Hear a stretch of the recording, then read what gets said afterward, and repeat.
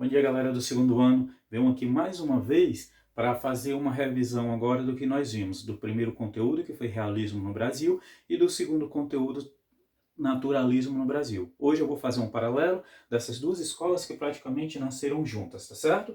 Então, olha só, o realismo e naturalismo. Olha só, o realismo é uma reação contra o romantismo. O romantismo era a apoteose do sentimento.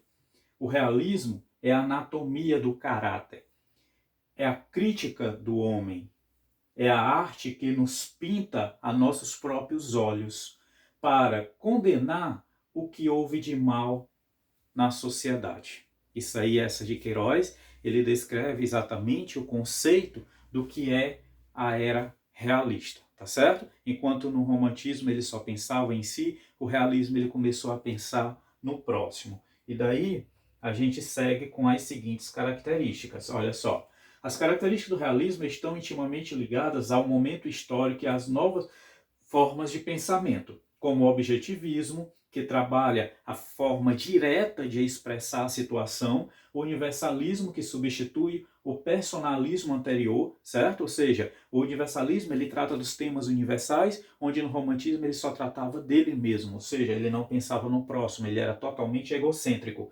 E como continuação das características, nós temos o materialismo, certo? Que aqui as coisas materiais passaram a levar à negação do sentimento e da metafísica. Autores são antimonárquicos e defendem os ideais republicanos. No nacionalismo e volta ao passado histórico são deixados de lado para enfatizar o presente e o contemporâneo. O determinismo influenciando o homem e a obra de arte por três fatores: o meio, o momento e a raça. Ou seja, onde o ser humano nasceu, tá certo? O momento ou a parte histórica em que ele veio ao mundo e a raça, a hereditariedade, o sangue, a herança genética deles com seus antepassados, ok? Ó, nós temos aqui também a descrição e adjetivações objetivas, a linguagem culta e direta, a mulher não idealizada, real, certo? Nós temos o amor e outros interesses subordinados aos interesses sociais, temos herói problemático, a narrativa lenta com tempo psíquico, onde o principal autor dessa era realista é exatamente Machado de Assis com a publicação de Memórias Póstumas de Brás Cuba, onde ele conta a história de um autor que retrata o seu momento da morte até o nascimento. Ele faz a construção inversa, certo? De uma obra. E aqui nós temos o quadro abaixo que mostra as principais oposições entre romantismo e realismo naturalismo. Enquanto no romantismo ele tratava a subjetividade, no realismo naturalismo ele era objetivo. Enquanto no romantismo se trabalhava a imaginação, certo? A fuga do mundo real para o mundo irreal criado na cabeça deles, no realismo naturalismo era a realidade circundante. Nós víamos o que estava acontecendo ao nosso redor. Lá no romantismo tinha sentimento, aqui nós temos inteligência e a razão. Lá nós tínhamos a verdade individual, aqui nós temos a verdade universal. Lá nós tínhamos a fantasia e o desvaneio, aqui nós temos fatos observáveis. Lá nós temos o homem como centro do mundo, aqui nós temos o homem como uma peça do mundo. Lá nós tínhamos a volta ao passado, aqui nós temos a crítica ao presente. Então tudo no realismo naturalismo ele está voltado para o momento que nós estamos vivendo, tá certo? Então o panorama histórico desse período significa o lado socialista, cientificista, evolucionista, positivista, lutas antiburguesas, segunda revolução industrial. Temos em 1881 a publicação de Memórias Póstumas de Brás Cubas, de Machado de Assis, que inicia o realismo. E no Brasil acontece exatamente a abolição dos escravos, acontece a República Democrática do Brasil, o romance naturalista e a poesia parnasiana. Tudo acontecendo exatamente nesse momento. Agora, ó,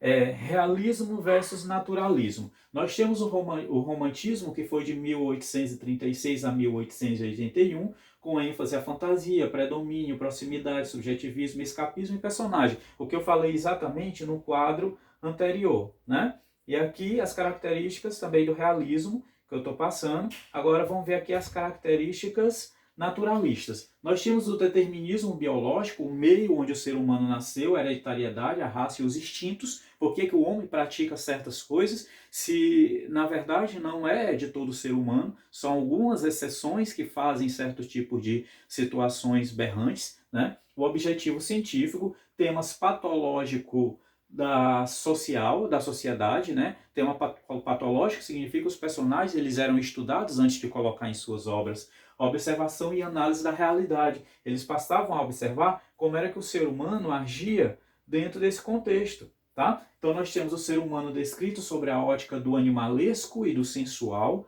a linguagem simples. Quando ele fala do animalesco sensual, ele está falando das questões de certos abusos que o homem tomava na sociedade, como no Cortiço, ele cita a questão do estupro, né? Então nós temos a descrição de narrativa lenta, impessoalidade e a preocupação com detalhes. E nesse naturalismo, temos a publicação de O Mulato, em 1891, que marca o início do realismo no Brasil, né? Exatamente publicado por Aloysio Azevedo. E o Cortiço. E Raul Pompeia crava o Ateneu, tá? Diferença entre realismo e naturalismo está aqui, ó. Forte influência da literatura de Gustave Flaubert, da França, romance documental apoiado na observação e na análise, a investigação da sociedade dos caráteres individuais é feita dentro para fora, ou seja, ele começa a estudar o ser humano de dentro para fora e não de fora para dentro, como acontecia na escola anterior, né? Que falava da questão do egocentrismo. Volta-se à psicologia, as obras retratam e criticam as classes dominantes e o tratamento imparcial e objetivo dos temas garante ao leitor um espaço de interpretação e de elaboração de suas próprias conclusões a respeito das obras. Temos também aqui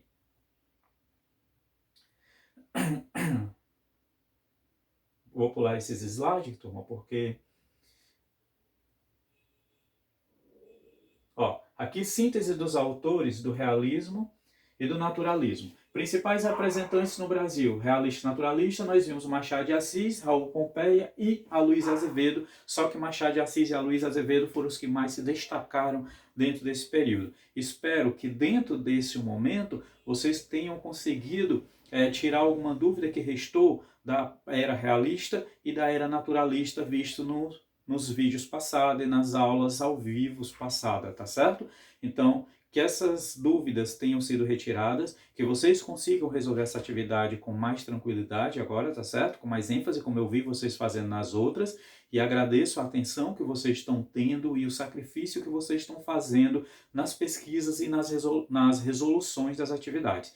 Fico muito contente, de coração mesmo, por estar distante e ao mesmo tempo estar tão perto de vocês através desse vídeo, através das gravações, tá bom? Então, deixo aqui um abraço forte para vocês. Continue em casa, já está pertinho de voltarmos à nossa realidade, tá bom? E muita calma nessa hora. E um abraço do tio. Até o nosso próximo encontro. Tchau, tchau.